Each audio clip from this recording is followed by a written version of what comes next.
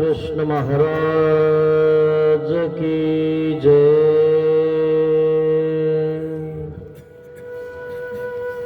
लीळांचे चिंतन घडावे,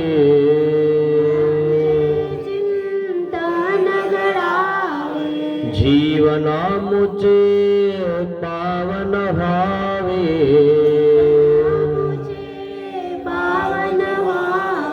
पुलकित व्हावी धरा,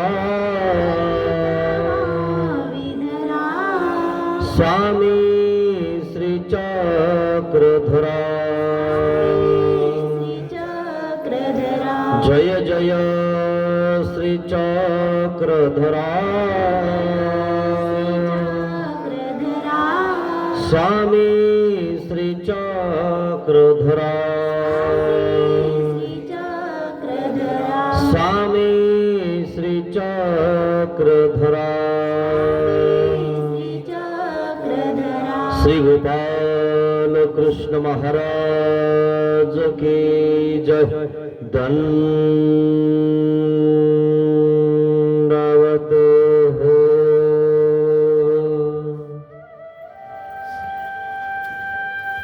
महानुभाव शिदोरी आश्रम निपाणी, छत्रपती संभाजीनगर येथून आलेला हा आश्रम तालुका मुदखेड, जिल्हा नांदेड, गाव चिकाळा। या चिकाळ्यामध्ये असणारे मठाधिपती परमपूजनीय परमहंत श्री परसराज बाबाजी विद्वांस या ठिकाणी या चिकाळा ग्रामस्थांना ते मार्गदर्शन करत असतात। आणि या ठिकाणी शिदोरी सत्संग त्यांनी आयोजित केलेला आहे व सर्व गावकरी मंडळी यांच्या वतीने आयोजित केलेला आहे। आपण सर्वज्ञ श्री चक्रधर स्वामींच्या लीळांचं चिंतन करत आहोत। आणि जो चिंतन करतो त्याची चिंता दूर होऊन जाते। आणि म्हणून स्वामी गेल्यानंतर ज्या स्मृती नागदेव आचार्यांच्या सन्निधानात घडल्या, ज्या आपल्या आचारवंत, विचारवंत, ज्ञानवृद्ध, तपोवृद्ध, वयोवृद्ध अशा आपल्या वैरागी सत्पुरुषाने आपल्या देहाची राख रांगोळी केली। मित्रांनो, आपण त्यांच्यासारखं तर सोडून बोला, परंतु त्यांच्या मागे सुद्धा आपण चालत नाही, अनन्य भक्त सुद्धा आपण नाही। त्यांनी देवासाठी, देवाला स्वतःच देह झोकून दिलं। इतके असे काही सत्पुरुष होऊन गेले।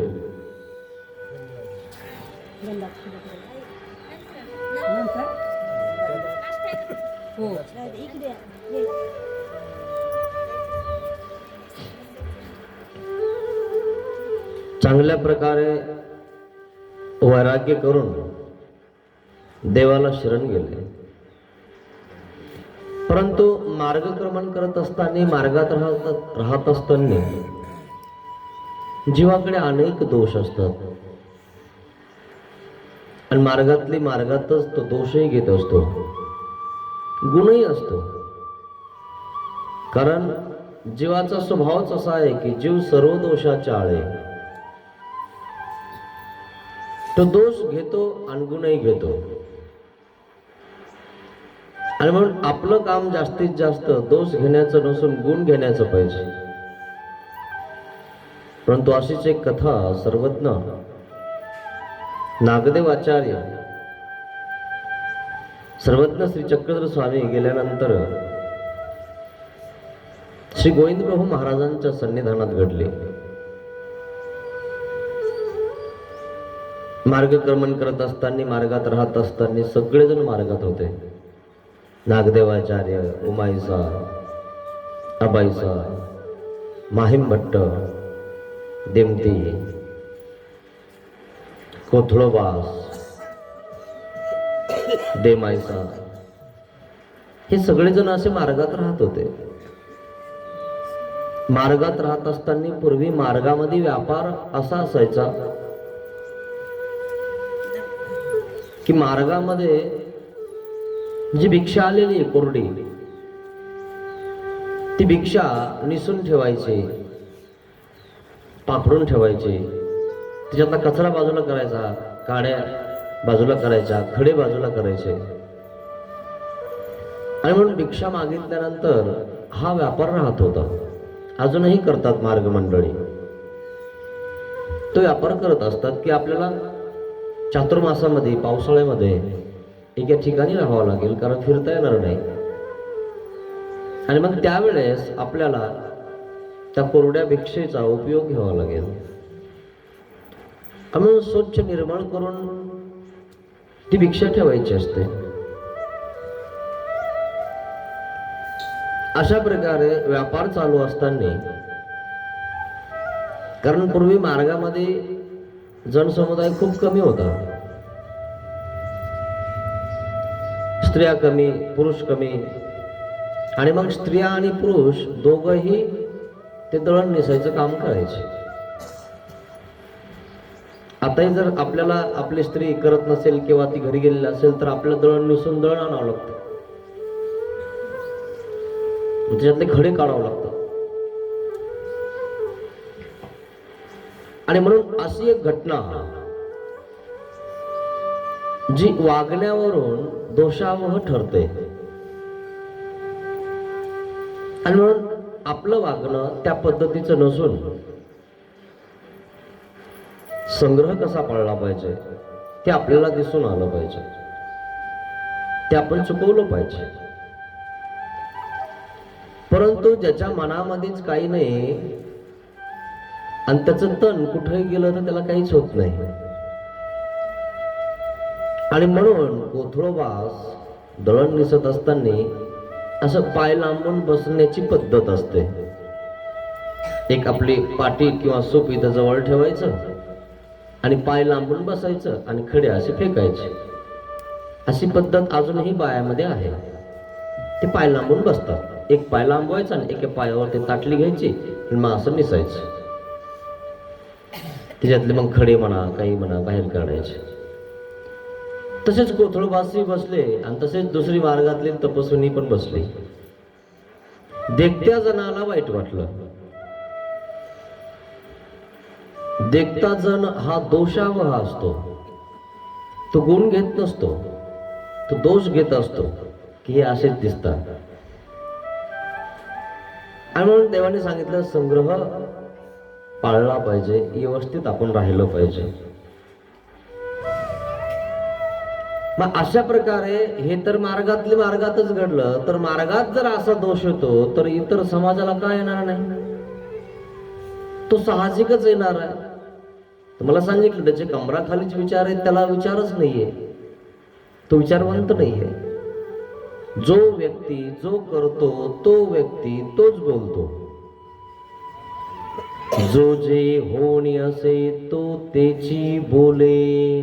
त्याच्याकडे दुसरं बोलायला काही नाहीच आहे, त्याच्याकडे विचार नाहीतच. असे व्यक्ती असतात काही. पण एखाद्या वेळेस विचारवंत व्यक्ती सुद्धा त्याच्यात फसून जातो.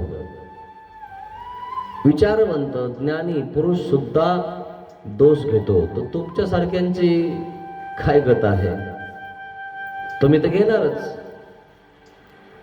पण मग त्याला झटकवायचं कसं? दोष तर प्रत्येकाच्या मनामनात, तनातनामध्ये त्या ठिकाणी तो आहे. म्हणून 88 सहस्त्र ऋषी असताना तिथं एकही ब्रह्मचारी नाही. मग हे इतके ऋषी तपात तप करणारे, जंगलात राहणारे, हे पण ब्रह्मचारी नाही. कमालच आहे ना. आणि श्रीकृष्ण महाराजांना 16,108 राण्या असून तो ब्रह्मचारी, कमालच आहे ना. तुम्हाला हे सांगून सुद्धा पटणार नाही. तुम्हाला लगेच कळलं की नाही हे काहीतरी वेगळंच सांगू राहिले. आणि तुमची झेलण्याची, पेलण्याची, म्हणजे तितका विचार सहन करण्याची किंवा विचार घेण्याची क्षमता नाही. तुमच्याकडे ती क्षमताच नाहीये तेवढा विचार घेण्याची.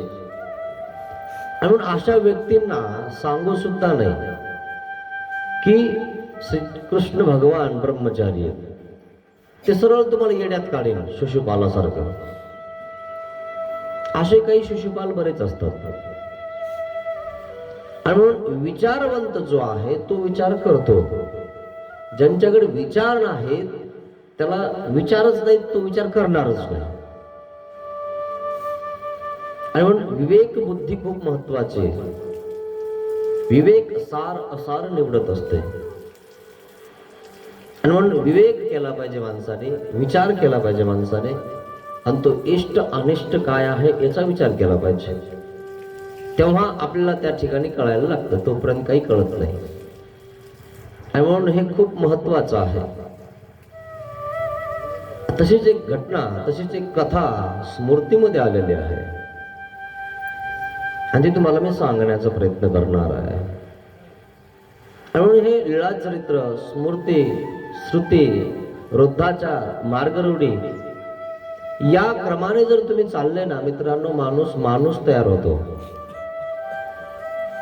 आणि जो श्रुती म्हणजे वचन, जे देवाने सांगितले ते श्रुती म्हणजे ऐकणे, या वचनात जो बसत नाही, किंवा स्मृती म्हणजे स्मृतीस्थळामध्ये जे सांगितलं त्याप्रमाणे, सांगितल्याप्रमाणे जो बसत नाही है ना. आणि वृद्धाचार, वृद्ध म्हणजे आपल्यापेक्षा श्रेष्ठ ज्ञानी तपो वृद्ध यांनी जो आचार केला, यांचे जे विचार मांडलेत त्यांनी, त्यांचं ऐकत नाही. अजून मार्गरूढी, जे मार्गाच्या रूढीप्रमाणे आलेला आहे, परंपरेनं आलेला आहे, तो मानत नाही, ते विचार घेत नाहीत, याच्या व्यतिरिक्त दुसरंच काहीतरी म्हणतो, अशा व्यक्तीसोबत बोलू सुद्धा नाही. तो व्यक्ती धर्मावर नाही. कारण या चार प्रमाणात जो बसतो त्याच्यासोबत आपण बोललो पाहिजे, त्याच्यासोबत आपण चर्चा केली पाहिजे. याच्या व्यतिरिक्त जो व्यक्ती आहे त्याच्यासोबत चर्चा करून आपला अपमान आहे. विद्वान लोकांना विद्वान लोकांची किंमत असते आणि गध्यांना गध्याची असते. आणि विद्वान माणूस एखाद्या गध्यासोबत जर चर्चा करेल, त्याला प्रमाण देईल आणि त्याला प्रमाण देऊन जर बोलेल, त्याला प्रमाण काय हेच कळत नाही, तर मग त्या गध्यासोबत आपण बोलून काय फायदा आहे. ते वाळू व्हायच्याच कामाचं आहे ना. चेक केलं की चालतं, थांब म्हणलं की थांबतं, पुन्हा वजन भरलं की पुन्हा चेक केलं की चालतं.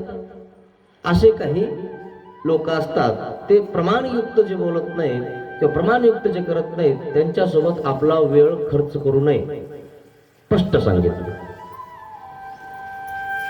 ते म्हणणार नाही असं झालं तच झालं, लोक असं म्हणतात. आणि म्हणून आमच्या देवाने सांगितलं, शास्त्रोक्ती, लोकोक्ती है ना, आणि शोक्ती, या तिन्ही उक्ती परित्याजुनी एथचिया उत्पत्ती उत्पन्ना व्हावे.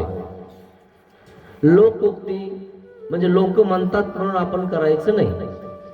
शास्त्रोक्ती म्हणजे शास्त्र आहेत, 18 पुराण आहेत, 4 वेद आहेत, याच्यात सांगितलं म्हणून आपण करायचं नाही, त्याला शास्त्रोक्ती म्हणतात. आणि शोक्ती म्हणजे मनाचाच काहीतरी विधी ठरवून घ्यायचा. मी महिनाभर असं करण, मी महिनाभर चप्पल घालणार नाही, मी महिनाभर उपासच धरण, ही शोक्ती आहे. तुला देवाने सांगितलं का? नाही, मग तू करतो कशाला? अतिशहाणपणा ही कामाचा नाही. देवाच्या पुढे जायचा प्रयत्न करायचा नाही, देवाने सांगितलं ते करायचं है ना. आणि देवाने जे केलं ते तुम्ही करू शकत नाही. देवाने कडकडीत 12 वर्ष वैराग्य केलं असं तुम्ही करणार नाही, पण मग तुम्हाला कसं सांगितलंय देवाने करायला तसं तुम्ही करा. मग काय सांगितलं? अस्थिपरीमध्ये सांगितलं की अस्थिपरी मध्ये सांगितल्याप्रमाणे तुम्ही तुमच्या अधिकार भेदे, तुमचा जसा अधिकार आहे तशा प्रकारे तुम्ही अस्थिपरी आचरण करा है ना. नाही देवाने असं सांगितलं मग तसंच नाही, देवाने अधिकार भेद सांगितला. अधिकार भेद म्हणजे एखाद्याला 3 ला उठणं होतं तो 3 ला उठतो, एखाद्याला 4 ला उठणं होतं तो 4 ला उठतो, एखाद्याला 5 ला उठणं होतं तो 5 ला उठतो. हा अधिकार भेद झाला की नाही. पण रोज उठतो, 9 दिवसच नाही. नाही तर आता मी 9 दिवस आलेलो आहे, नवीन नवीन तुम्ही 9 दिवस करता आणि मी लगेच झोपता. अशा व्यक्तींना देव होत नाही. कोणी असो किंवा नसो, आपला देवधर्म आपण करत राहणे, सदाचार करत राहणे, सदैव करत राहणे, या व्यक्तीला सत्पुरुष असं म्हणतात. त्याला सत्पुरुष का म्हणतात? सत म्हणजे सदैव करणारा. काही हो, काही झालं तरी चालेल, परंतु हे मात्र तो करणारच, असा प्रकार आहे. आणि म्हणून ध्यानात घ्या की आपल्याला सदाचार करायचा आहे, नाहीतर मग 9 दिवस आचार करायचा असा अर्थ नाही. नवीन नवीन करायचं असं नाही. आस्ती परी आचरायला सांगितली तर कोपर्यंत आचरायला सांगितली म्हणाले? ना देहावधी, देहपर्यंत आस्तीपरीचं आचरण करायला सांगितलं. जोपर्यंत तुम्ही खड्ड्यात पडत नाही तोपर्यंत तुम्हाला आस्तीपरी आचरायची. त्या व्यक्तीला परमेश्वर होतो. नाही तर दरवर्षी एकदाच पदयात्रेला जायचं, नंतर त्या देवाकडे कधी जायचं नाही, त्याचं नाव कधी घ्यायचं नाही, नामस्मरण करायचं नाही, चिंतन नाही, काही नाही, काही नाही, है ना. आला चेव तर केला देव, अशांना नाही. असती परी, जी परी आहे त्या परीनं चालावं लागेल. आणि जर अशी मिक्स परी असल्या, मिश्र व्यक्ती असली, तर त्या व्यक्तीचं 3 सृष्ट्या देव तोंड सुद्धा बघत नाही. तर त्याचे नरक तर सोडूनच बोला, नरक सुद्धा चुकणार नाही. जसं एखादी व्यक्ती व्यभिचारली, एखादी स्त्री व्यभिचारली आणि आपल्याला माहित झालं तर आपण तिला कापून टाकतो की नाही, तिला ठेवत नाही किंवा मग घरी पाठवतो, असा प्रकार. तसं परमेश्वर जर तुम्ही दुसरीकडे गेले की तुमचं तोंड बघत नाही, कारण त्या व्यक्तीचं काळं तोंड झालेलं असतं. का? की मला सोडून तिकडे गेला तो. म्हणून हा तुमचा प्रश्न आहे, तुम्हाला तोंड चांगलं ठेवायचे की काळा करायचे तुम्ही ठरवा. सत्य ते सत्य आहे ना. अनन्य भक्ती केल्याशिवाय तुमचे नरक चुकणार नाही, बाकी तुमचा प्रश्न आहे. हे ज्ञानाशिवाय काही गोष्टी होत नाही. नाहीतर मग लोक म्हणतात ती लक्ष्मी आपण जर बसवलीच नाही तर आपल्या घरी लक्ष्मी येत नाही. आपल्या घरी एवढी मोठी लक्ष्मी आहे, सर्वज्ञ श्री चक्रधर स्वामींचा तिथं वास आहे. त्याला वंदन केले की तो परमेश्वर आहे, त्या परमेश्वराला वंदन आपलं जातं. आणि या फोटोतली लक्ष्मीचं काय घेऊन बसला तुम्ही? नाही, तिच्या हातातून तुम्हाला पैसे सुटलेले दिसतात ना असे, आणि त्याच्यामुळं तुम्ही तसा प्रकार करता. मित्रांनो, खरा परमेश्वर तुम्हाला कळालाच नाही. ज्याला कळाला ना तो असा विकतचे देव आणून बसवत नाही. विकत कुठं देव भेटत असतो का? हे तुम्हाला अजून कळालं नाही मित्रांनो. समजून घ्या, जाणून घ्या, फसू नका. असं जर तुम्ही केलं तर प्रत्येक वेळेचे नरक सुद्धा भोगावं लागतात. इतकी पूजा करून, 3 दिवसाची पूजा करून, अजून काहीतरी करून तुम्ही त्याचा छेदभेद करता. आणि छेदभेद केल्यामुळं जे नरक होतात त्याला जडत्व नावाचे नरक म्हणतात. म्हणून हे ध्यानात घ्या. उरफाटे नरक जोडून राहिले तुम्ही. एका मूर्तीला छेद केला तुम्ही, भेद केला तुम्ही, तर आयुष्याच्या 10 नावाचं नरक म्हणजे जडत्व नावाचं नरक होतं. तुम्ही 3 दिवस बसवता आणि ते पाय एकीकडे करता, हात एकीकडे करता, मुंडकं एकीकडे करता, तुम्ही छेदभेद करता. आणि बसवायच्या वेळेस तुम्ही जोडता. बघा मग, आणि 3 दिवसात सामर्थ्य येतं. ते सामर्थ्य तिथं असतं आणि तुम्ही मंत्र उच्चारून एखादा ब्राह्मण आणून किंवा कुलकर्णी आणून ते उतरवत नाही, तुमच्या मनानेच तुम्ही उतरवतो. हे छेदभेद आहे. आणि छेदभेदाचं प्रत्येकाचे नरक तुम्हाला भोगावं लागते. 1000 वर्षाचं जडत्व नावाचं नरक होते. 2 आहेत ना, तर मग 2000चं होणार. दरवर्षी केलेलं मग जितक्या केलं तितकं जडत्व नावाचे नरक निष्पन्न होणार. पाण्यामध्ये विसर्जन केलं जातं काही मूर्तीचं, पण ते पाण्यामध्ये विसर्जन केल्यामुळे ते हात एकीकडे होतो, पाय एकीकडे होतो, तुटून जातात, पडून जातात. त्यामुळेही जडत्व नावाचं नरक होतं. तुम्ही त्याची पूजा करता 10 दिवस आणि मग नंतर पाण्यात टाकून देता. हे तुम्हाला कळत नाही मित्रांनो, तुम्ही उलट करू राहिले. तुम्ही म्हणणार बाबा हे लोक येडे आहेत का? मग काय, कशामुळे माहिती आहे तुम्हाला? ते मांडायला सुरुवात केली की आपला जनसमुदाय स्वतंत्र नव्हता, जेव्हा भारत स्वतंत्र नव्हता तेव्हा लोकमान्य टिळक यांनी ते बसवायला सुरुवात केली. इतिहास का जाणून घेत नाही तुम्ही? खरं बोललं की मिरची लागत आहे मित्रांनो.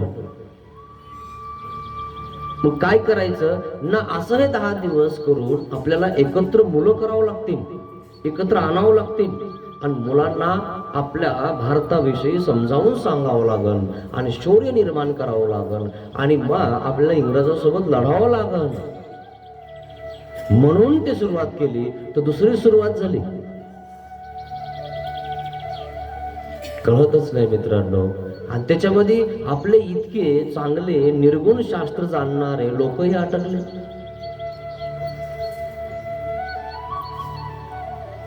तो शोक झाला, हौस झाली.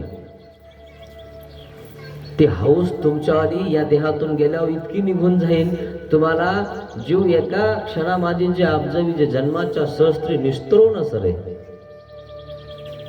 हजारो जन्म निघून जातील मित्रांनो, पण तुम्हाला ते अनिष्ट भोगता भोगता संपणार नाही. कारण एकदा केलं की 1000 वर्षाचं, दोनदा केलं की 2000 वर्षाचं, कित्येक केले तुम्ही जन्मामध्ये. बाकी तुमची इच्छा मित्रांनो, पण हे सत्य आहे. नाही तर अजून खूप मोठाले बाबा तुमच्याकडे येतील, त्यांना विचारा माझं काय खरं आहे शिदोरी खाणाऱ्या बाबाचं, है ना. आणि देवाने सांगितले म्हणून मी सांगत आहे, त्याला मी प्रमाण देऊन बोलतो. यांती देवता देवान पितृण यांती पितृवता. जे भूताची पूजा करतात ते भूताला जाऊन मिळतात, जे देवताची पूजा करतात ते देवतेला जाऊन मिळतात, जे माझी भक्ती करतात ते मला येऊन मिळतात. देवतेची केली भक्ती नाही मिळाली हो मुक्ती. शरण आलो देवा तुम्हा, संसाराचा सीन गेला. देवतेची भक्ती केल्याने माणूस मुक्त होत नाही, त्याचं मुंचन होत नाही. भक्ती करावी लागेल ती परमेश्वराची, तेव्हा तुम्ही मुक्त होता. आणि म्हणून तुम्हाला गुरु सांगत आहे की बाबा हो, देवतेची भक्ती न करता परमेश्वराची भक्ती करा. गुरु रायाने मोज मला दावली रे, आत्मज्ञानाची ज्योत कशी लावली हो. गुरुरायाने मोज मला दावली. आत्मज्ञानाची ज्योत कशी लावली हो. आत्मज्ञानाची ज्योत कशी लावली. कोण्या देवतेच कोणती देवता कोण्या कामावर, कसा प्रपंचाचा विस्तार. याचे हित गुज सांगे गुरु माऊली. आत्मज्ञानाची ज्योत कशी लावली हो. आत्मज्ञानाची ज्योत कशी लावली. कोणती देवता काय काम करते हे ब्रह्मविद्या सांगते. तिला लेकरं किती, तिचे नाव पती किती, तिला पती कोण आहे, ती काय काम करते, तिची शेती किती आहे, तिची लांबी रुंदी किती आहे, ही ब्रह्मविद्या सांगते. जो भक्ती करतो देवतेची त्याला सुद्धा माहिती नाही की कोण देव आहे, कोणती देवता आहे. असेही लोक आहे. लोक करतात म्हणून लोक करतात. तसा हा मेंढ्याचा बाजार आहे तुम्हाला सांगतो. आणि त्याच्यामध्ये आपलेही लोक अटकले. ते करतात का मग आपण लागले पळायला. पळा, मुक्त होणार नाही तुम्ही. तस्मात् शास्त्रम प्रमाणम ते कार्य कार्य विधीयते. 16व्या अध्यायात सांगितलं श्रीकृष्ण महाराजांनी कोणतंही कार्य करत असताना तस्मात् शास्त्रम प्रमाणम ते, शास्त्र प्रमाण ठेवून कर, नाही तर करू नकोस. पण तुम्हाला सवय लागली ना उड्या मारायची, मारा. एक दिवशी तिच्यातच उडी मारणं 84 लाख घेऊन चौकडी, रवरव, प्रेतत्व, भूतत्व, अंती कित्येक प्रकारचे नरक आहेत. एकही नरक चुकणार नाही. गुरु तुम्हाला सांगू राहिला हिताच्या गोष्टी. आत्मज्योत तुमच्यावर पेटवत आहे. नकोस करू बाळा, है ना. खूप खूप नरक आहे. कानाने ऐकणं सुद्धा होणार नाही तर तुला भोगणं कधी होतील. पण तिथं भोगावाच लागणार. कम से कम मरतानी मिश्र भक्ती करून तर मरू नका मित्रांनो. अनन्य भक्ती करून मरा, जेणेकरून तुमची चौकडी तरी चुकेल. बाकी तुमचा प्रश्न आहे, तुम्हाला काय करायचं. कारण जे सत्य आहे ते सत्य आहे. म्हणून निर्दोष जर व्हायचं असेल है ना, तर आपल्याला त्या प्रकारे आपल्याला करावं लागणार आहे. कथा सांगायची होती मला तुम्हाला. ही कथा सांगणार आहे की काय करा, गुण घ्या, दोष घेऊ नका. नाही तर लोक काय करतात, साधू संतांचा दोष घेऊन घेतात आणि गुण सोडून देतात आणि म्हणतात यांचाच मेळ नाही, मग आपण तरी काय करायचं, जे होईल ते होईल मग आपल्याला, असं म्हणतात. अरे त्यात तो तर गेला जे गेला, तू बघ ना, त्याच्या मागं तूही जातो का नरकाला. त्याने नका करा ना, आपल्याला काय घेणं नाही. मग ते एवढे बाबा मोठे महंत आणि मग ते असं म्हणतात, ते असं करतात, मग ते करा नका काही बी, आपल्याला काय घेणं त्यांच्यावर.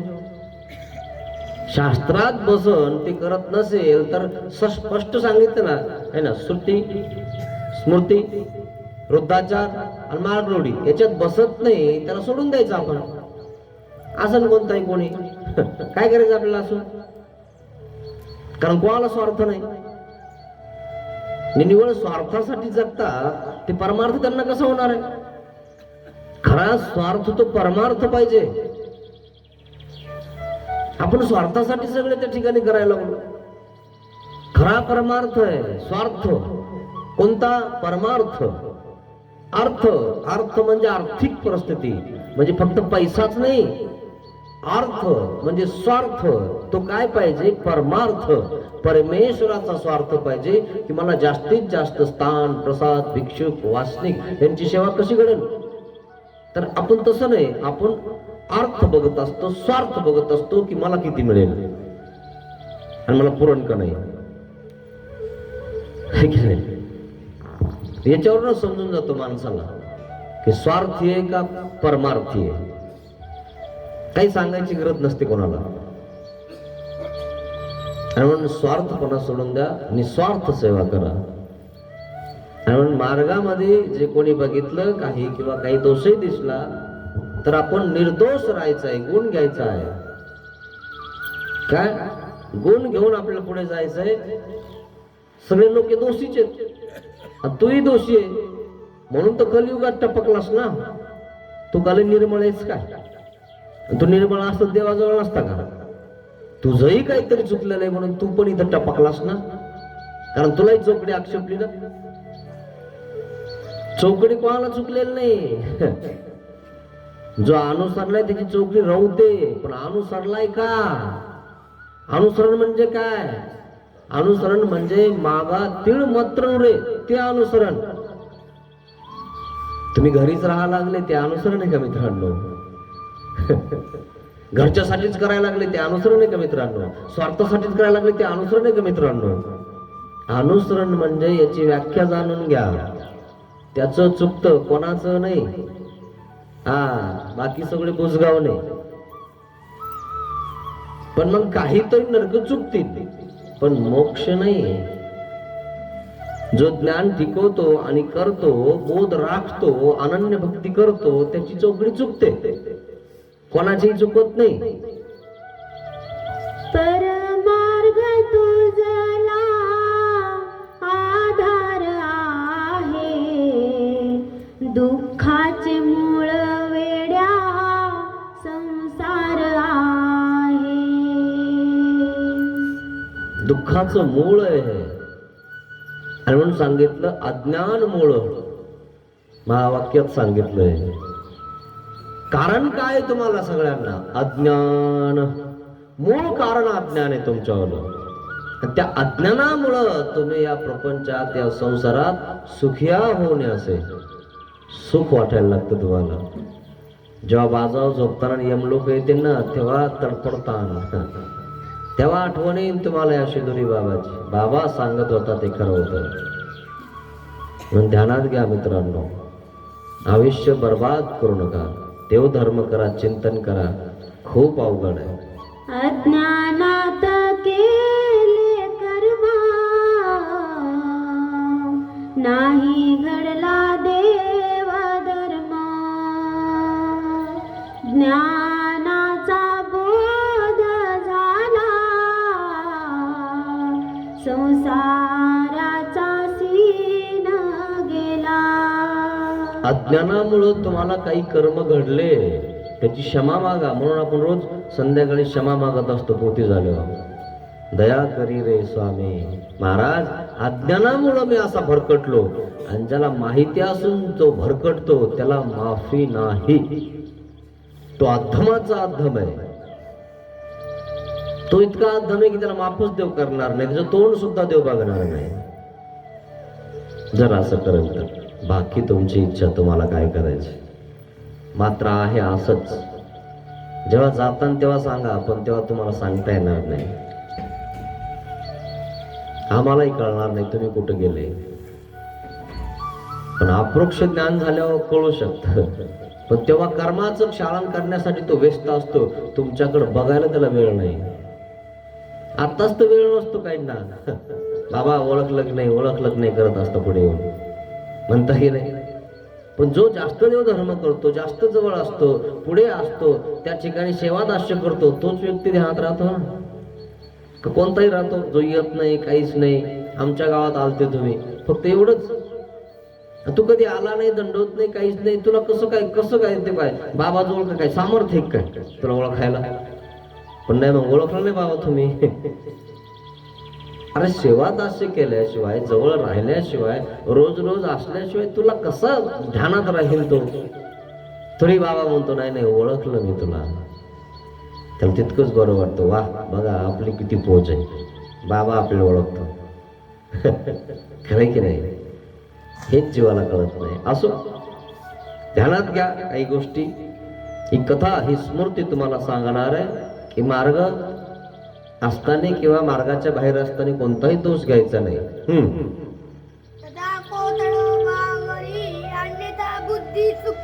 मग कोथळोबा सावरे अन्यथा बुद्धी. महिमभट्ट नावाचे विद्वान पंडित, त्यांना सुद्धा दोष आला मित्रांनो.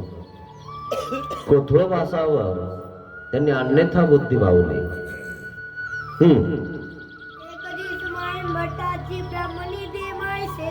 एक दिवशी महिमभट्टाची पत्नी देमाईसा, पत्नीनं पण संन्यास घेतला आणि महिमभट्टाने पण घेतला. आपण असे दोघ जण तर कधी संन्यास घेऊ? ज्याला घ्यायची ती घरची घेऊ देत नाही, आणि ज्याला घ्यायची नाही घरचीला घ्यायची तर घरचीला जाऊ देत नाही. असे हे संलग्न आहेत. लोडनं गळ्यामध्ये बांधलेलं असतं गाईच्या, माहिती ना तुम्हाला? ते लोड नाही, आणि मग ते चालताना पायाला लागत असतं. जास्त पळायचं नाही, आहे की नाही? लय बाबाची पोथी ऐकून राहिले काय? ते लोडनं घरी फटके हाणत आहे ना. असा प्रकार आहे या जीवनाचा. तसंच तर झालं होतं महिमभट्टाचं सुद्धा. महिमभट्ट चुपचाप घरून निघून गेले होते, तेव्हा संन्यास झाला. आणि मग नंतर तिला बरं वाटायला लागलं, आणि मग हिनंही संन्यास घेतला. की नाही खरंय हे म्हणतात ते. कारण अज्ञान जोपर्यंत तुमचं दूर होत नाही तोपर्यंत तुमचं असंच होणार आहे. मग कोथळोबा सांडेमते भानवसामध्ये दळण दिसत आहे. आता भानगड अशी झालेली तिथे तांदूळ निसत आहेत आणि एकाने एक पाय लांबवला आणि तिने एक पाय लांबवला आणि त्यांचं दळण निसणं चालू आहे. कोणतंच मनामध्ये घोट नाही है ना. मनामध्ये घोट नाही तर तणावर पोट काय कामाचा. तरुण भारत माहिती का तुम्हाला, तो काय म्हणायचा, तुमच्या मनामध्ये घोट नाही म्हणजे कपट नाही, मग तणावर कपडे कशाला, काय गरज आहे कपड्याची. आणि म्हणून त्यांचा तो प्रकार वेगळा आहे. पण असं नाहीच आहे ना. देवाने काय सांगितलं, चित्रीची स्त्री न पाहावी. आणि मग स्त्री पाहिल्यावर कोणाच्या मनात येत नाही कोणता बहादर आहे, हे नुसतं म्हणायचं आहे. परंतु जो पैल तिरी डोळे लागलेत, जो निर्गुण झालेला आहे, परमेश्वरासारखा झालेला आहे, त्याचा प्रथम उल्लेख मावळून जातो. केव्हा मावळतो, आचार केल्याने, 11 विधीचं अनुष्ठान केल्याने त्याचा प्रथम उल्लेखही मावळतो, त्याला उल्लेखही होत नाही. आणि म्हणून त्या दोघांना, कोथळोबासांना, त्यांना काहीच वाटलं नाही. कारण ते चर्या करत आहेत, सेवा करत आहेत, विधी करत आहेत. जो विधी करतो त्याला त्या ठिकाणी काहीच लक्षात राहत नाही, तो फक्त विधीवर लक्ष ठेवतो. तो त्या व्यक्तीच्या मनातनात काही नसतं, पण देखत्या जणाच्या मनात असतं ना, कारण ते अज्ञान आहेत ना. आणि म्हणून तर सांगितलं तुम्हाला, अज्ञान जण तर दोष घेतोच, पण एखादा विचारवंत ज्ञानी सुद्धा घेतो. म्हणून तर माईम भट्ट्याला दोष आला. आणि म्हणून संग्रह पाळला पाहिजे आपण, की आपण कसं राहिलं पाहिजे. मग तितक्यामध्ये माहीम भट्ट तिथून चालले होते आणि यांचं दळण निसणं चालू होतं, गहू निसणं चालू होतं, तांदूळ निसणं चालू होतं.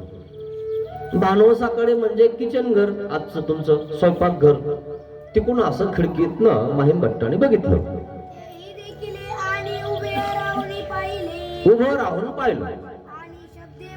आणि मग शब्दाने बोललं की बाबा हे जर असं पाय लांबून दळण निसत असतील तर शब्दाने तिथं त्यांनी म्हणून टाकलं, जर दिवसा असं आहे तर रात्री तसंही असेल.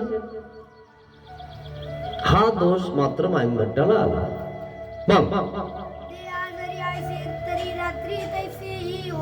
तसंही होत असेल, काय सांगता यांचं, किती मोठा दोष आहे.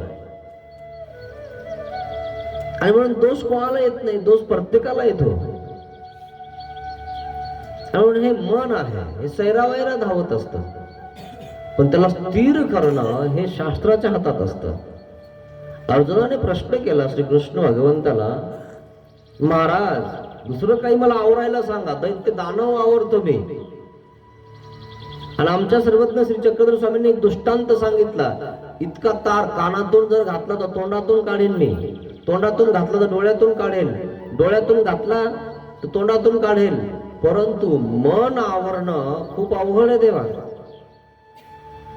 आणि देव काय म्हणतात, मनाला आवरणं अवघड आहे, खरं आहे, पण शक्य आहे, अशक्य नाही. आणि म्हणून सांगितलं, चंचलम हि मनः कृष्ण प्रमाथी बलवदृढम.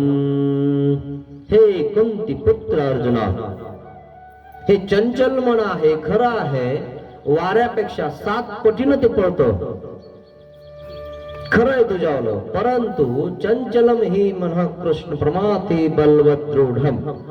एक प्रकारे वाऱ्याला मी एखाद्या भरणीमध्ये ठेवून देईन, काय वारं मी एक थोडस अडवीन, पण मनाला कसं अडवायचं.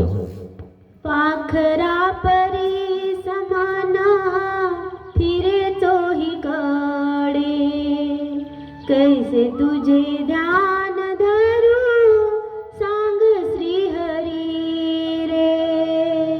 स्थिरता मनाची देई करोनी, घेई कुशीत तुझ्या मज सामावनी. आणि मग यावर त्या चंचल मनाला आवरण्यासाठी दुसरा श्लोक सर्वज्ञ श्री कृष्ण भगवंताने सांगितला. वैराग्येन ज्ञान, भक्ती आणि वैराग्याने या ज्ञानाला, या मनाला तुम्हाला आवर घालू शकता. म्हणून मुनी का म्हणता माहितीये? मुनी म्हणजे काय? जो मनन करतो तो मुनी होऊन जातो. म्हणजे काय? सतत मननात असतो. स्थान, प्रसाद, भिक्षुक, वासनिक, भोग, चिंतन आहे ना, आणि जे केलंय त्याला आठवतो ते मनन. त्या व्यक्तीचं मन स्थिर होऊन जातं. स्थित प्रज्ञश्च तोच्यते. तो स्थित होऊन जातो. स्थित पुरुष आहे. त्याला तुम्ही किती हलवा, काही करा, काही द्या, किती कोणी आणून ठेवा समोर, त्याला काहीच वाटणार नाही. असा हा ज्ञान, भक्ती, वैराग्य युक्त पुरुष असणारा त्या मनाला आवर घालू शकतो. तुम्हाला वाटणार नाही नाही काय खरं आहे, पण तुम्ही हे केलं की तुम्हाला खरं वाटायला लागणार. हे सत्य आहे मित्रांनो. पण तुमची बुद्धी तितकी नाहीये, तितकी ते तुम्ही ऐकून घेणार नाही किंवा तितकं तुम्ही घेणार नाही. कारण तुमच्या बुद्धीला ते माहीतच नाही. तुम्हाला फक्त तेवढंच माहिती असल्यामुळं तुम्ही कमराच्या खालीच विचार करणार. विचारवंत माणसाचे हे विचार आहेत मित्रांनो. तुम्ही म्हणणार नाही नाही हे असे ते तसे. मग जे कोणी असतील असेही कपडे घालणार आहेत ते सुद्धा तुम्हाला सांगतील कधी कधी हे नाही नाही त्याचं काय खरं आहे. मग ते त्याच विचाराचं आहे म्हणून ते तेच विचार सांगायला लागलं तुम्हाला. म्हणून विचारवंत माणसं हे विचार सांगणार नाही. ते आपल्याच पंथाची, आपल्याच साधूची निंदा करणार नाही. आणि जे करतात ते विचारवंतच नाही. त्यांचे विचार तितकेच आहेत गुडघ्याच्या खाली. अशा प्रकारे मित्रांनो विचारवंत विद्वान पुरुष काय बोलतो याच्यावर लक्ष ठेवत जा. तसे विद्वान आहेत माहिमभट्ट, पण त्यांचंही चुकलं. आणि हे कोथळबास ते विद्वान आहेत, पण तो संग्रहभंग झाला त्यांचा. त्यांनी असं पाय लांबून बसले. बसायला नव्हतं पाहिजे, पण साहजिक आहे त्यांच्या मनात नाही तर तनात काय असणार आहे. आणि म्हणून तन कुंकड गेलं तर काय हरकत आहे, मन नाही गेलं पाहिजे. मग ते कोथळबासाने ऐकलं आणि कोथळबासाला ते खूप लागलं. अरे माहिमभट्टन दोष घेतला माझा. कोथळबासाला समजलं, कोण नाही समजत. हे बघा मुखातून निघालं ना ते देशांतराचं आहे, कोटांतरा निघाले ते देशांतराचं आहे. हे सर्वज्ञ श्री चक्रधर स्वामींचं वचन आहे. वटातून तुम्ही कोणतीही गोष्ट काढली की ती तिथपर्यंत पोहोचणारच. तुम्ही असं समजूच नका की यांना माहित होणार नाही किंवा यांना कळणार नाही, मी चुपचाप बोललो, बाबाला काय कळतं किंवा इतरांना काय कळतं किंवा आपण याच गोष्ट याच्याजवळ सांगितली त्याला काय कळन. ओटांतरा निघाले ते देशांतराचं आहे. सत्यार्थ प्रगटे माहित होतच की आपल्याविषयी कोण काय म्हटलं. असा प्रकार आहे मित्रांनो. म्हणून हे डोक्यातला कचरा काढून टाका. मग आता त्या कोथळबासांना इतकं दैन्य वाटलं की माहिमभट्ट मला असं म्हटले. दैनावले ना ते, बारीक झाले ना ते. काही म्हणता येईना, घेता येईना, देता येईना, असा बारीक होऊन जातो माणूस. आणि मग त्या ठिकाणी ते पोळले म्हणजे त्यांचं अंतःकरण दुखलं. आणि ज्या व्यक्तीचं अंतःकरण, ज्या पात्राचं अंतःकरण दुखवलं त्या व्यक्तीला कसा ते होत नाही ज्या व्यक्तीनं दुखवलं. आणि म्हणून अंतःकरण कोणाचं दुखवू नये, अंतःकरण कोणाचं पोळू नये, असा प्रकार आहे मित्रांनो. पण करता काय, अंतःकरण पोळतात. काही लोक तर तोंडावर बोलतात, काही लोक तर तोंडावर त्या साधू संतांसोबतही भांडायला लागतात. कुठं फेडणार तुम्ही? करू नये, बोलू नये. फेडता फिटणार नाही तुमच्यावर, कसंच भेटणार नाही.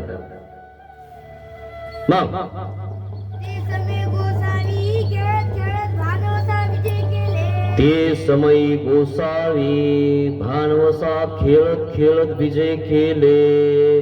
तितक्यामध्ये श्री गोविंद प्रभू महाराज खेळत खेळत कुठं आले? भानवसात म्हणजे स्वयंपाक घराकडे पोहोचले. देव काय म्हणतात? तितक्यामध्ये देवाने सुद्धा बघितलं आणि मग देव म्हणतात अरे मेला जाय म्हणे, पाय आखूड म्हणे, आखूड म्हणे. अरे मेल्या पाय आखडून घे, जण देखत्या जणाला काय वाटल, कारण तिचा पाय जवळ आहे, तुझा पाय जवळ आहे, लोक काय समजणार. आणि म्हणून पाय आखडायला श्री गोविंद प्रभू महाराजांनी सांगितला. पण दळण नेसताना पाय लांबूनच बसताना हो, ही तर परंपरा ती आली ना, असा प्रकार झाला ना. म्हणून तुमच्या घरातली जी परंपरा आहे, तुमची जी परंपरा आहे ती मोडा. काय आम्ही परंपरेनं करत गेलो, मग पिंड असतील, अजून काही तुमच्याकडे दोष असतील, है ना. मग माणसं याला जेव घालणं असेल, तुमच्या बापाला जेव घालतं वर्षाला लोक, नाही तर मग लोक आम्हाला काय म्हणतील लोक, बापाला खाऊ घातलं नाही, आता म्हातारपणे त्याची सोय करत नाही तुम्ही, तेव्हा नाही म्हणत लोक तुम्हाला काही. म्हातारपणे इतकी सेवा करा की सगळं त्याच्यावर उचला, हे करा, सगळं व्यवस्थित करा. त्याने दुसऱ्याला म्हटलं पाहिजे की माझा पोरगा इतकी सेवा करतो. नाही तर लोक काय म्हणतात, माझा पोरगा माझ्याकडे लक्ष देत नाही, मला दवाखान्यात नेत नाही, बीपीच्या गोळ्या नाही, हे नाही ते नाही, एवढं करून ठेवलं आणि माझ्यावर लक्ष देत नाही. आणि मेल्यावर कशाला जेव घालतो मग? मेल्यावर जेव घालणं म्हणजे भूताला जेव घालणं नाही, ती भूताची भक्ती झाली आणि मग तुम्ही भूत येऊन जाणार. बघा तुम्हाला काय करायचं, तुमचा प्रश्न आहे. आणि मग तितक्यामध्ये श्री गोविंद प्रभू महाराज त्या ठिकाणी पोहोचले आणि फेडी म्हटलं आणि कोथळबास जास्तच घाबरून गेले. आणि मग तो पाय बाजूला सरकवला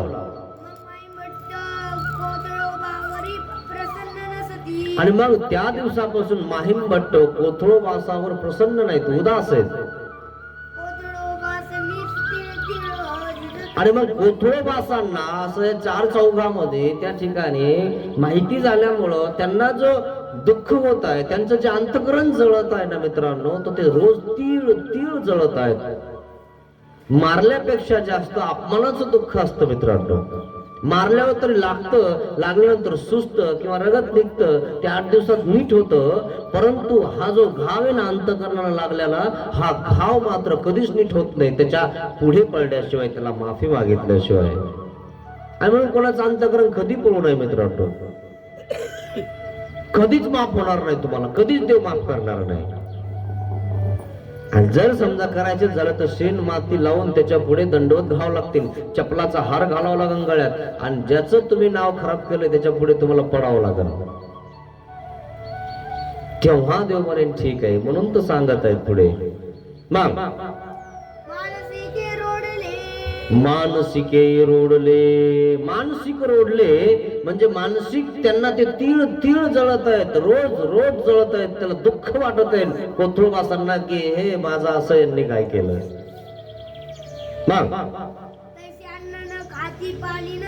अजून काय, अन्न सुद्धा त्यांनी त्याग केलेला आहे, पाणी सुद्धा त्याग केलेला आहे. परमेश्वरा वांचून ते काहीच घेत नाही, आता फक्त नामस्मरण त्यांचं चालू आहे. आणि मग असं बराच काळ लोटलेला आहे, तरी त्यांचं वागणं तसंच आहे की ते रोज तीळ जळत आहेत. जोपर्यंत तुम्ही आग लागलेली विझवत नाही ना, तोपर्यंत डोंगर पेटतच राहतो मित्रांनो. पेटतो की नाही? डोंगराला काडी लावता काही लोक, है ना.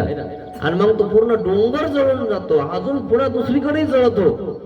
जोपर्यंत इजवत नाही तोपर्यंत इजत नाही. तसं आहे मित्रांनो, जोपर्यंत तुम्ही दोष घेतला तोपर्यंत त्या दोषाचं प्रायश्चित्त तुम्ही करत नाही, तोपर्यंत तुमच्या मनामध्ये ते बी मात्र उगलेलंच आहे आणि त्याला तुम्ही पाणी घालतच राहणार. याचा दोष, त्याचा दोष, याचा दोष, त्याचा दोष, है ना. हा संपला की तो संपला की तो, तुम्हाला हेच काम राहणार. तुम्ही देवधर्म करणारच नाही, हेच काम करणार तुम्ही.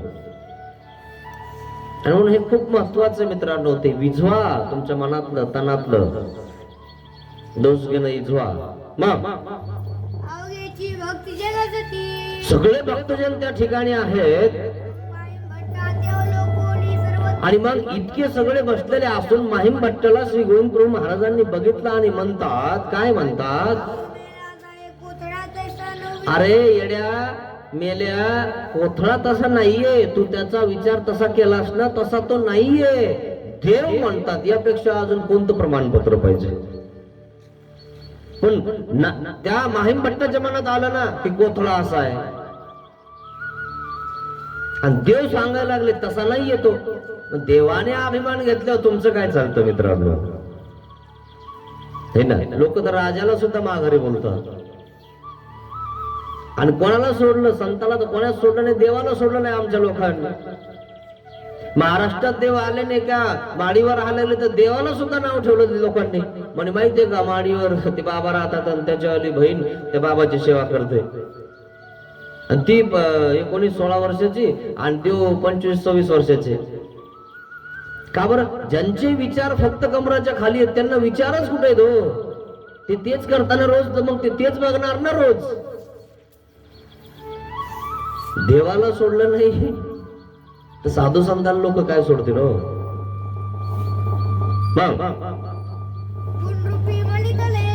पुनरुपी म्हणितले. पुन्हा म्हटलं, इतके जण बसलेले आहेत तेव्हा पुन्हा म्हटलं की बाबा कोथळा तसा नाहीये. श्री गोविंद प्रभू महाराज म्हणत आहेत कोथळा तसा नाहीये. आणि माहीम भट्टाकडे बघून म्हणत आहेत, कारण माहीम भट्टाच्या मनामध्ये कोथळ वासांविषयी काय आहे? अन्यथा बुद्धी आहे की हा तसा आहे. आणि त्या अन्यथा बुद्धी काढण्यासाठी श्री गोविंद प्रभू महाराज त्या माहीम भट्टाला बोलत आहेत, कोथळा तैसा नव्हे, तसा नाहीये कोथळा. तुझ्या मनातलं काढून टाक, प्रायचित कर, त्याच्या पुढे दंडवत घाल. आणि आपण जर असं म्हटलं नाही एखाद्या दंडवत घाल, त्या ठिकाणी माफी मागताना बाबा काय चुकलंय, चुकलं त्यांचंच. जीव तुम्हाला सांगतो मान्य करतच नाही. जो मान्य करत नाही त्याला प्रायचित घडणारच नाही, आणि ज्याला प्रायचित घडणार नाही तो तिथं पावणारच नाही, मोक्षाला जाणारच नाही. हा ते सत्य आहे. म्हणून प्रायचित केल्याशिवाय तुम्हाला मुक्ती भेटतच नाही मित्रांनो. तर उठता बसता देता घेता तुम्ही त्या ठिकाणी पाप करता, आणि मन तर सैरावैरा धावत असतं. काय काय पाप करताय काय कशाला ते तुम्ही त्या मनाला विचारा. भाऊ बहिणीला सुद्धा सोडत नाही, इतकं मन पाप करतं मित्रांनो. खूप अवघड आहे. मग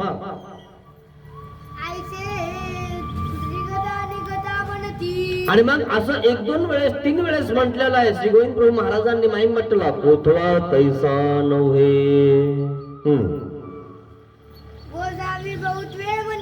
बहुत वेळ म्हटलं, अजून डबल डबल म्हणत आहे, पण ते माहीम भट्टाला कळच ना. कारण अन्यथा बुद्धी म्हणजे अज्ञान, ते फेडणं एवढं सोपं नाही. म्हणून वारंवार संत तुम्हाला सांगत गेले, गुरु तुमचे सांगत गेले, अजूनही दुसऱ्या बाबांनी, तुमच्या आसपासच्या बाबांनी, सगळ्यांनी सांगितलं की बा मिश्र भक्ती करू नका, पण पालत्या गड्यावर पाणीच आहे.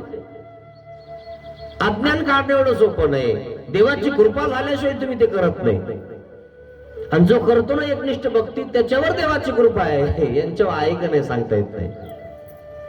कारण यांचं पाणी कसं पोहा लागलंय, पुन्हा पुन्हा पुन्हा पुन्हा पुन्हा पुन्हा असा प्रकार. मग भट्टवासी माहीम भट्टा ते म्हणितले. नागदेव आचरणला समजलं की अरे माहीम भट्टा तुला बोलत आहेत देव, तू दोष घेतला का कोथळवासांचा?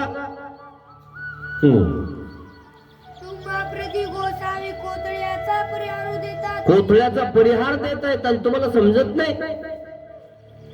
तुम्ही कोथळ्याचं अजून मनातलं काढलं नाही. माहीम भट्ट काय म्हणतात?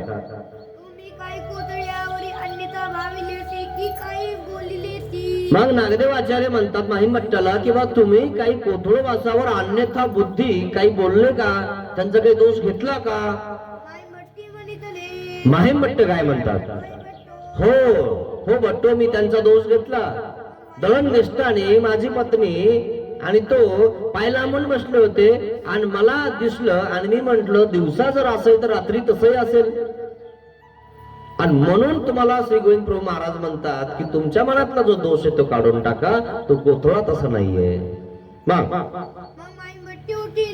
माहीम भट्ट उठले आणि मग अनुताप केला श्री गोविंद प्रभू महाराजावर, महाराज मला माफ करा, माझं चुकलेलं आहे. अन्यथा बुद्धी म्हणजे मी त्याचा दोष घेतला, मला क्षमा करा, मला प्रायश्चित द्या, असं माहीम भट्ट म्हणतात. विद्वान पंडित माहीम भट्ट माफी मागतात. आपण तर इथली तर थोडीशी माफी मागत नाही मित्रांनो. आपल्याला वाटतं आम्ही म्हणजे का कमी आहे काय, आणि आपल्याला गंध कुंकुण लावायचं आणि चंदन कुंकुण लावायचं, विडा कसा व्हायचा, संकल्प सोडायचा हे माहित नसतं, आणि इतकं मोठं समजतो आपण स्वतःला. आपली पहिली पायरी सुद्धा व्यवस्थित नसते. पण माणसाला अभिमान एवढा असतो ना की तो माणूस खड्ड्यामध्ये गेल्याशिवाय कळत नाही. हे अज्ञान आहे मित्रांनो. मग म्हणून साष्टांग दंडवती घातले आणि देवापुढे साष्टांग दंडवत घातले. तर मग देवाजवळ साष्टांग दंडवत घातले, देवाजवळ प्रायश्चित करत आहे, पण कोथळोबासाजवळ करत नाही. ते म्हणले ओठ माझ्याजवळ दंडवत काय घालतो, ज्याला दुखवलं त्याच्याजवळ दंडवत घाल. ओठ लवकर उठी उठी म्हणे, मला काय प्रायश्चित करतो, माझ्याजवळ काय प्रायश्चित करतो. देवाजवळ प्रायश्चित केल्यावर सुद्धा माफी नाही मित्रांनो. त्याच व्यक्तीच्या समोर जावं लागल आणि त्यालाच माफी मागावं लागल, कारण मन त्याचं जळत असतं मित्रांनो. देव फक्त मार्गदर्शन करत आहेत, सांगत आहेत की त्याला माफी माग, त्याचं मन शांत कर, त्याला त्या ठिकाणी माफी माग आणि ते विझव त्याच्यावर, त्याला पोळालेला आहे. जोपर्यंत तुम्ही इजवत नाही, जोपर्यंत माफी मागत नाही ना मित्रांनो, तोपर्यंत तुम्हाला पोळलेला राहतो आणि ते चटका बसत राहतो. कुठं फेडणार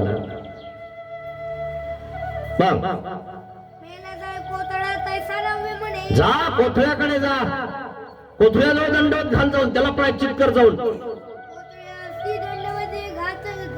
घाल दंडवत जाऊन. देव बोलत आहेत श्री गोविंद प्रभू महाराज.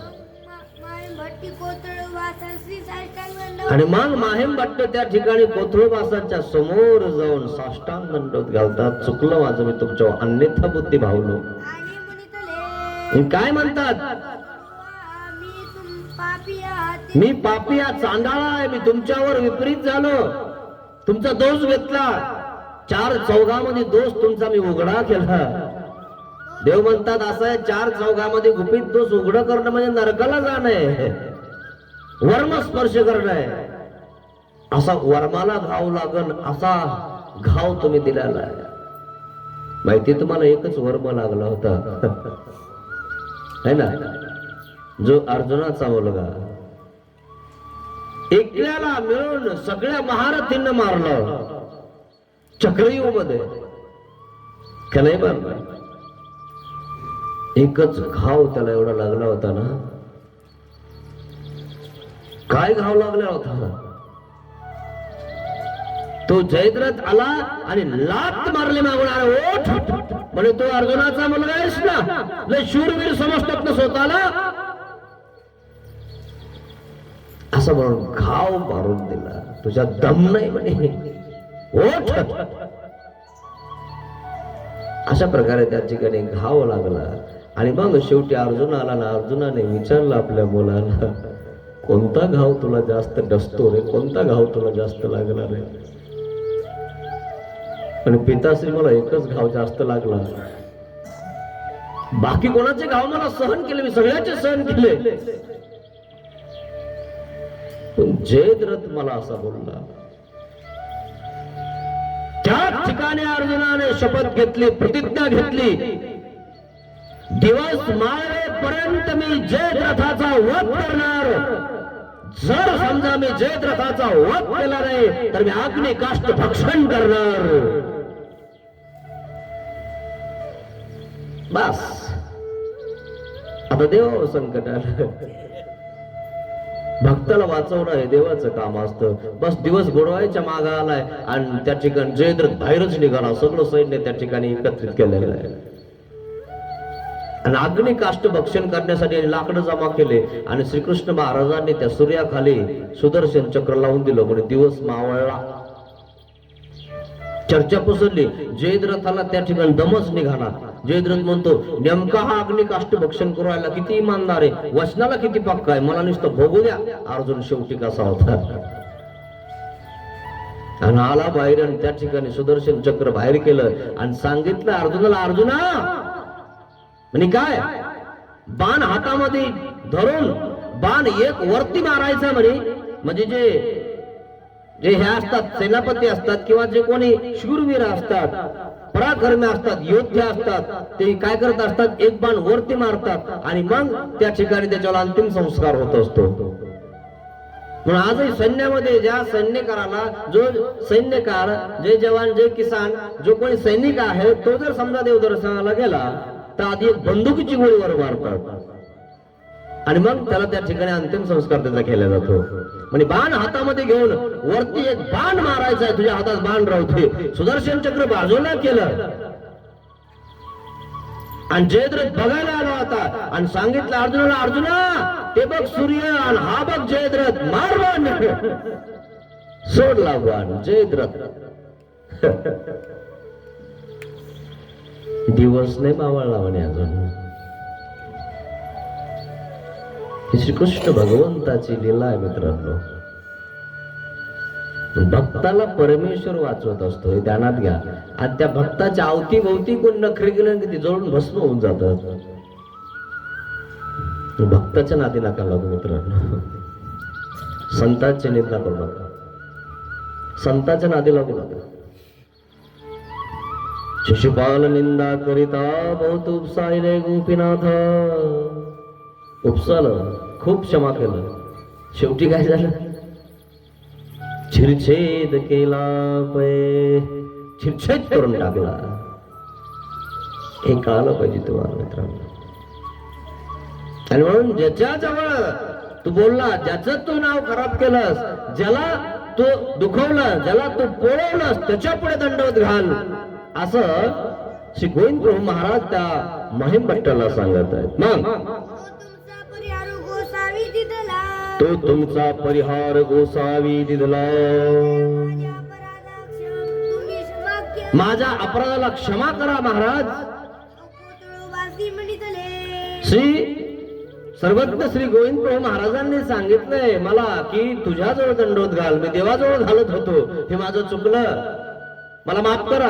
पण श्री गोविंद प्रभू महाराज म्हणले की माझ्याजवळ काय दंडवत घालतो, कोथळवासाजवळ दंडवत घाल. म्हणून मी तुमच्याजवळ दंडवत घालत आहे, साष्टांग दंडवत घालत आहे. मी तुमच्यावर अन्यथा बुद्धी भावली, मी तुमचा दोष घेतला, रडायला लागले, कोथळवासाच्या समोर रडायला लागले. महिम भट्ट इतके विद्वान पंडित ते पण माफी मागतात. आणि मग कोथळवासाने पकडलं, दोन्ही दंडाला, दोन्ही भुजाला. अहो उठा उठा, महिम भट्टोय, काय करताय तुम्ही? काय म्हटलं कोथळवासांनी? अहो जाऊ द्या, जाऊ द्या, अहो माझं चुकलं म्हणा.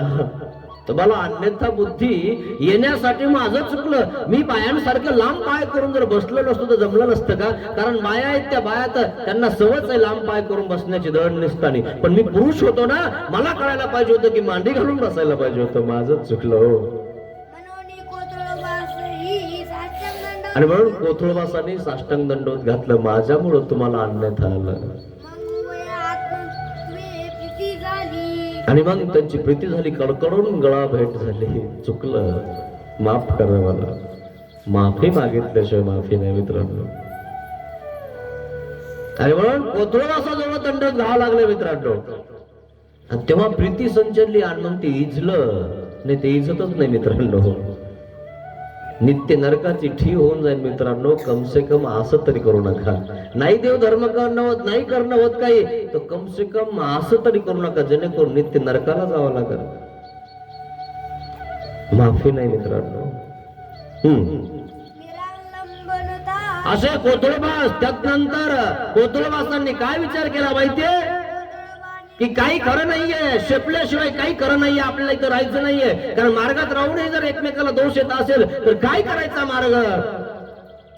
आस्तिपरीचं त्या ठिकाणी निरूपण चालू असताना नागदेवाचं निरूपण करत होते. आणि बस आस्तिपरीमध्ये त्या ठिकाणी कोथळवास स्वतःला देवासाठी झोकून देता मित्रांनो. बस झाला, आता एकदा दोष झाला किंवा त्या ठिकाणी एकदा आपण त्या ठिकाणी हे झालो, बस आता बस आपल्याला आता देवाचं व्हायचं आहे. काही अर्थ नाही याच्यामध्ये. मग एक दिवस नागदेव आचार्य धर्मवार्ता करत होते. आणि मग नागदेव आचार्य आष्टीपरीचं निरूपण करत आहेत, व्याख्यान करत आहेत, व्याख्यान देत आहेत की आष्टीपरी काय आहे.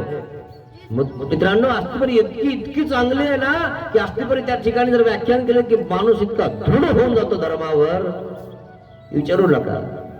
त्याला आस्ती परी म्हणतात. खाण्याची परी, बोलण्याची परी, चालण्याची परी, राहण्याची परी, उपार दाखवायची परी, अगरबत्ती दाखवायची परी, आरती ओवाळायची परी, दंडोत घालण्याची परी, परी परी परी परी परी परी, तो आस्ती परी. एखादा परीवर नाही तर लोक सुद्धा आम्हाला सांगतात, बाबा त्याच्या घरी जाऊ नका, तो परीवर नाही. रात्री 12 वाजता घरी येतो, टाकून येतो, तो आपला राहिला नाही, तो परीवर नाही. लोक सांगतात. आस्ती परी सांगितली माहितीये. जो आस्ती परिवार आहे तो परिवार आहे, आणि जो परिवारच नाही तो परिवार नाहीये. त्याला एक दिवशी यम परी म्हणजे यमपुरी घेऊन जाते आणि शिजवतील 12-12 वर्ष. बॉईल करतात ना कोंबड्या, तसं माणसाला शिजवलं जातं मित्रांनो. 12 कोसाचा भांडा असतं आणि त्यामध्ये 12-12 वर्ष शिजवलं जातं, एक दिवस नाही. खूप अवघड आहे. तुम्हाला तर नुसतं पोळलेलं सहन होत नाही, तिथं 12 वर्ष कसं शिजायचं. 60 लाख वर्ष हे चौकडीचे आलटून पलटून नरक भोगवल्या जातात मित्रांनो. तुम्ही जगता किती 60 वर्ष, आणि या 60 वर्षात जर देव नाही करून घेतलं तर मित्रांनो 60 लाख वर्ष आपल्याला तिथं वेगवेगळ्या प्रकारचं नरक भोगवलं जातं. याला चौकडीचे नरक म्हणतात. एखाद्या तुमच्या चांगल्या गुरुला विचारून बघा, तुमचाही गुरु असेल ना कोणी, त्याला विचारा, किंवा एखादा मोठा बाबा असेल त्यांना विचारा, हे सत्य आहे का असत्य आहे. सत्य सत्यच असतं मित्रांनो. ते कडू असलं तरी ते तुम्हाला गोड करून प्यावं लागेल, तेव्हा त्या ठिकाणी तुमचा रोग नासणार आहे. शुगरवाल्याला लिंबाचा पाना त्या ठिकाणी घासून घुसून त्या ठिकाणी त्याचं जर समजा पाणी करून पिलं तर शुगर कमी राहते, लेवल मध्ये राहते. औषध घेता की नाही तुम्ही लेवल मध्ये राहण्यासाठी, हे औषध आहे ब्रह्मविद्यामध्ये. आणि हे औषध जर तुम्ही घेतलं तर तुमच्यावरली जे आविदे चरफडून मरते, आणि नाही घेतलं ना प्रश्नच नाही, तो रोग जाणार नाही. मग रोग झाल्यावर माणूस कुठं कुठं नेतो माणसाला. याला एखाद्याला कॅन्सर झालाय, दुसरं काही झालंय, कुठं कुठं जातो तो, किती खर्च करतो तो, पण इलाज आहे का आता. मर आता, अजून इलाज आहे, देवाचा होऊन जाय, देवासाठी मर, अजून वाचसे, देव तुला माफ करते.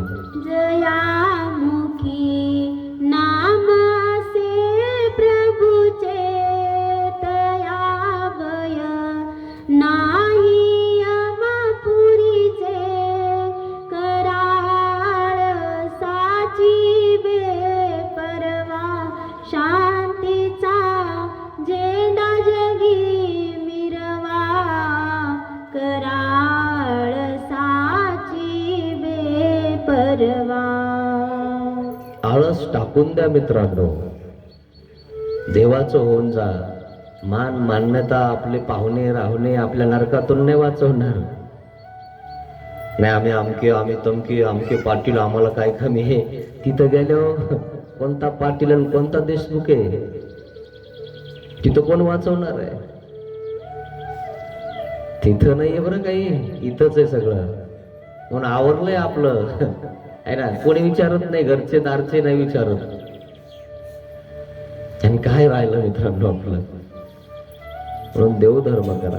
मग आणि म्हणितले काय म्हणतात, कोणासी प्रसाद आलंबन. अहो कोणाला प्रसाद आलंबन, देवपूजा आलंबन, माझी देवपूजा माझी देवपूजा, आणि त्याला धरून बसतो, तिथंच बसतो मठामध्ये किंवा कुठेतरी तिथंच बसतो चिटकून, सोडतच नाही ते.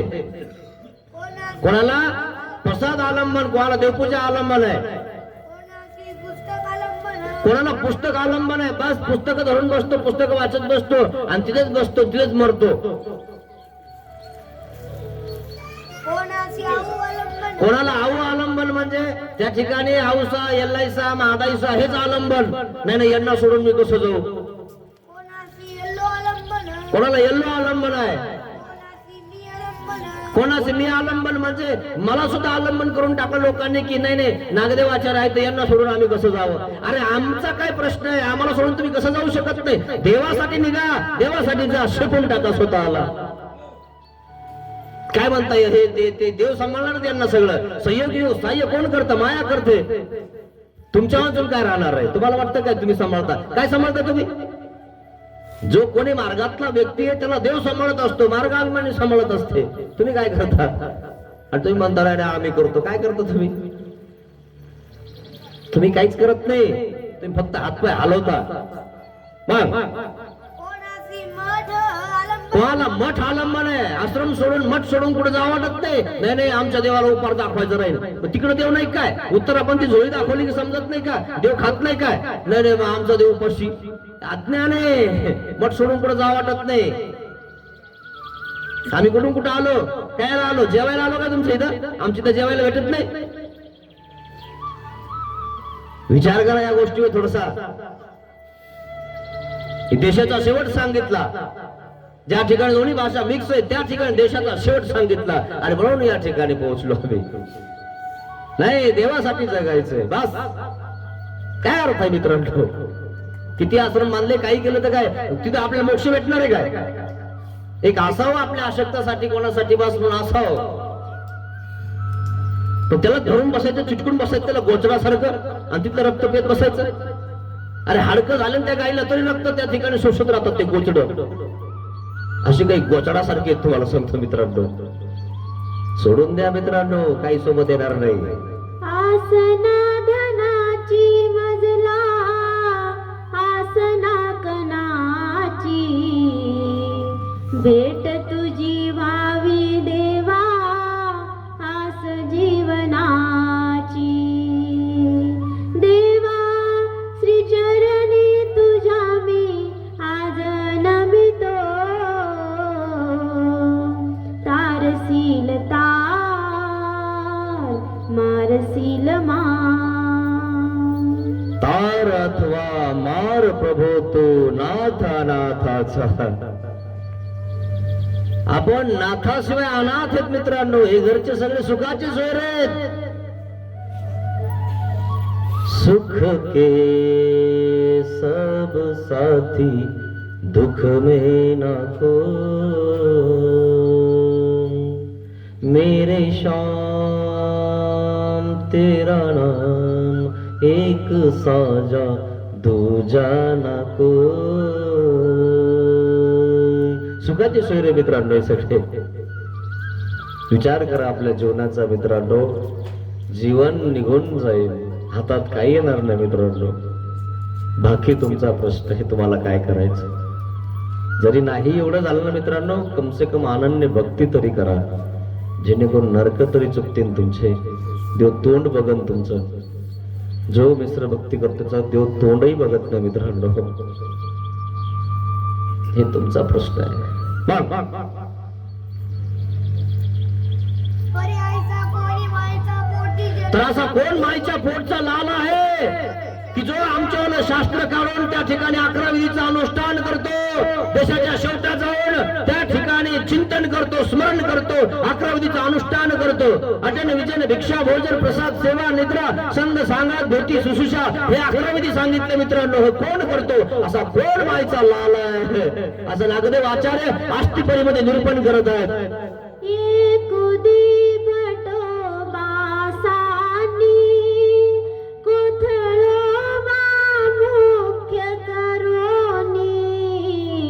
देशावर जाईल कोणी, देशावर जाईल कोणी, मनितले परावाचेनी.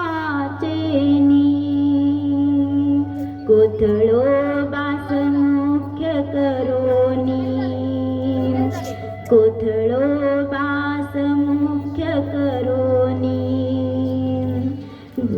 देशा निघाले धांडे काढोनी, ती आठवा स्मृतिवीरांची.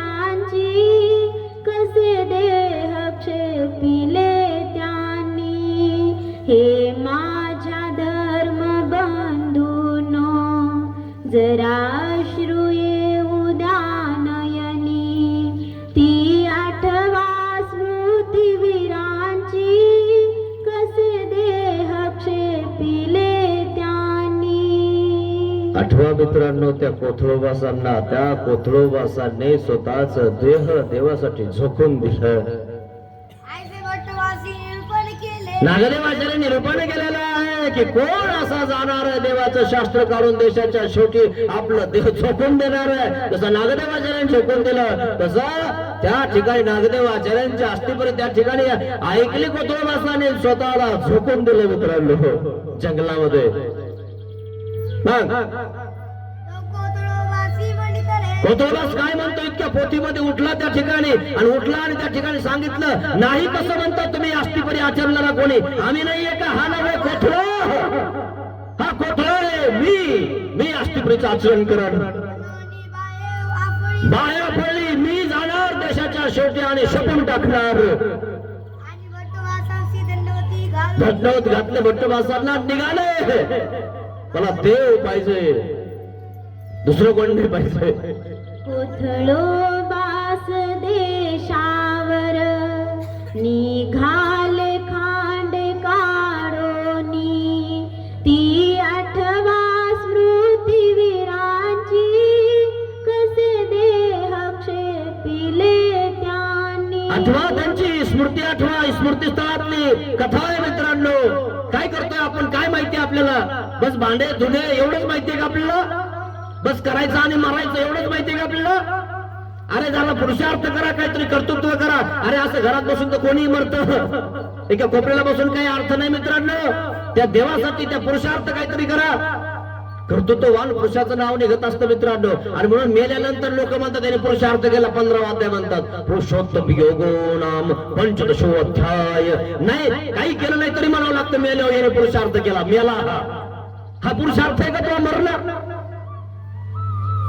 अरे भगतसिंगासारखं, राजगुरू सारखं त्या ठिकाणी मरावं लागतं, देशासाठी मरावं लागतं, तेव्हा त्या ठिकाणी नाव जिवंत राहतं. आणि म्हणून कीर्तिरूपे वृत्त माणूस एखादा जर त्या ठिकाणी काहीतरी करतो तो वृत्त माणूस, तो मेला नाही अजून, मेल्यावरही जिवंत राहावं. मरणा मारुणी विजयी व्हावे, मरण हे माझे. कधी नसावे माझ्यावर ओझे, दयाळ माझ्यावर ओझे.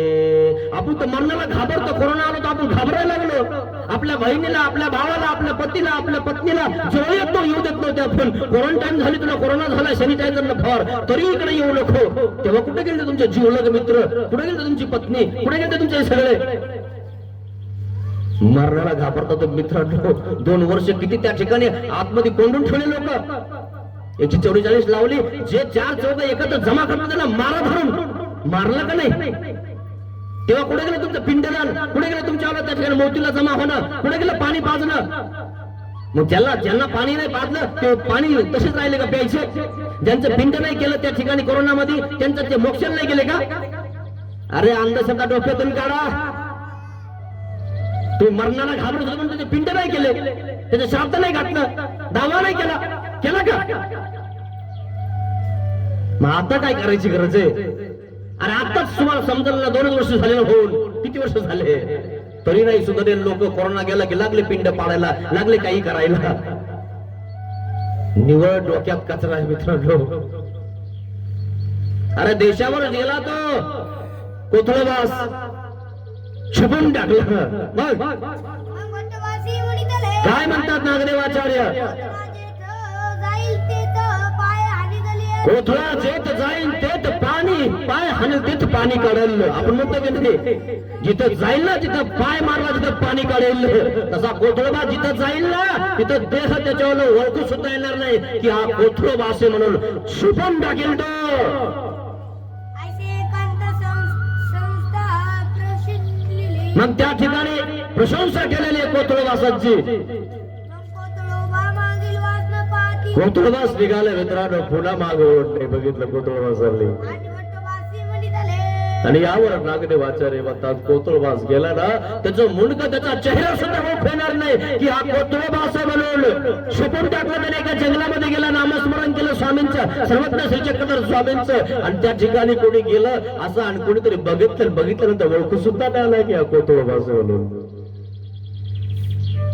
याला म्हणतात देव करणं मित्रांनो. काय केलं आपल्या पूर्वजांनी आणि आपण काय करतो मित्रांनो. गोधड्या मागील वाजनं पाहे पुन्हा फिरला नाही तो माग.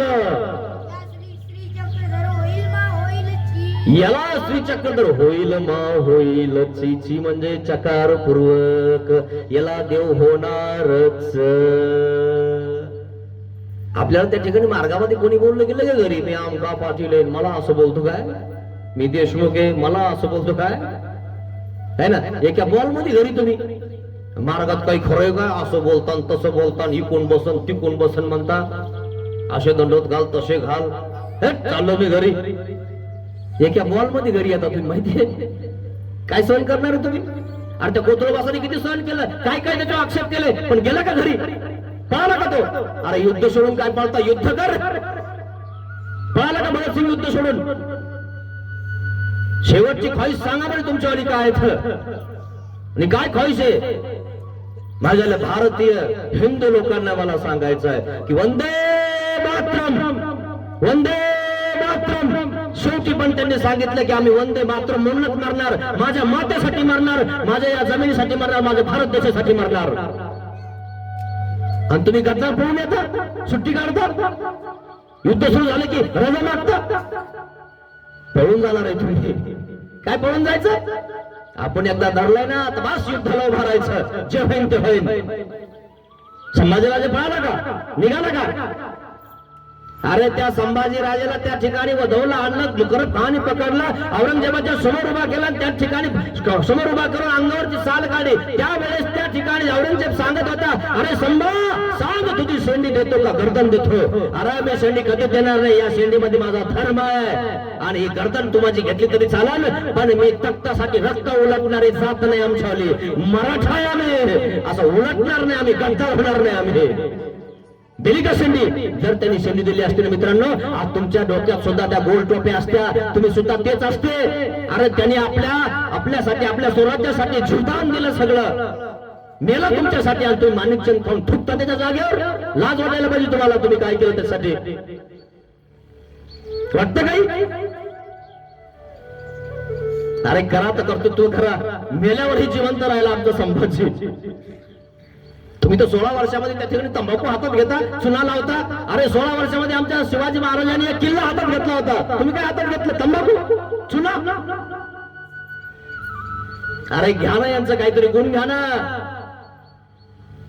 अरे गाणं काहीतरी करतो तू व्यसनाधीन होता तुम्ही. करा ना असं देवासाठी काहीतरी मित्रांनो. शेपून टाका ना देवा. कोथळबासाने शेपून टाकलं मित्रांनो. मागे लय नको हे जीवन करीतो प्राण मी अर्पण.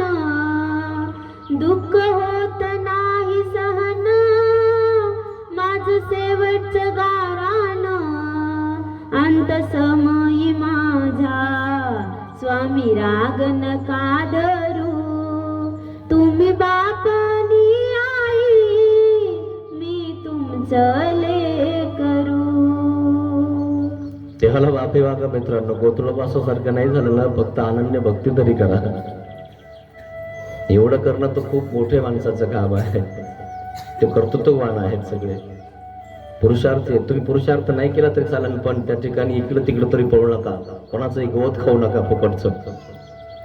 नाही तर गाय चारायला गेले की दुसऱ्याचं आपण चारत असतो ना आपलं तसंच ठेवत असतो. हे कधी करू नका मित्रांनो. पोट फाडून बाहेर निघतं मित्रांनो आणि तिचं धन आणि तिचं खाणं म्हणजे आणि तिनं कमवत त्याचं खाऊ सुद्धा नको मित्रांनो. आपल्या धर्माला आपण पक्के राहिलो पाहिजे. धर्मवान लोक आहेत त्यांचं खा. हे काय लुबाडून आणलेलं खायचं आपल्याला सुद्धा लुबाडावं वाटतं माहितीये का असं लोकांचं खाल्लं की. धर्मवान लोकांचं खा जे धर्म करतात धर्मासाठी करतात. तेव्हा तुम्हाला असे विचार तुमच्यामध्ये रुजतात मित्रांनो. नाही तर रुजणार नाही मित्रांनो. अनन्य भक्ती करा मित्रांनो. मिश्र भक्ती करू नका. आजपर्यंत केली असेल तर तेव्हा क्षमा मागा. पतित पावन दीन दयाळा दया करी रे स्वामी. अज्ञानाने घडले पातक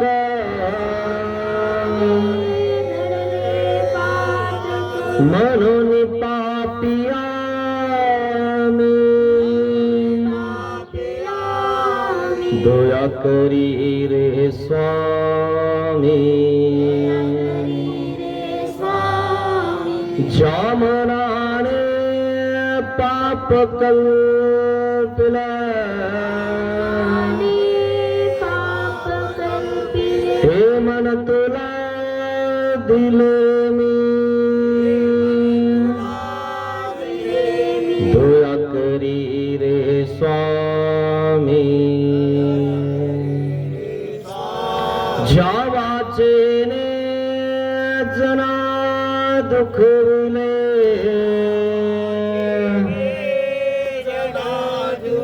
ती वाचा तुला दिली मी दया करी रे स्वामी दया करी रे स्वामी देहाने हा कर्म कराया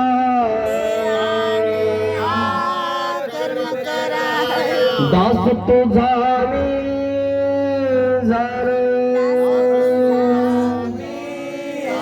पतित पावन दीनदयाळ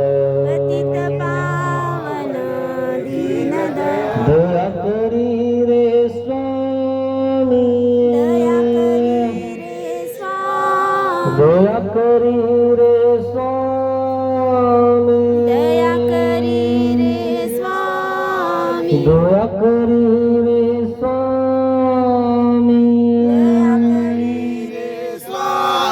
श्री बालकृष्ण महाराज की जय श्री दत्तात्रेय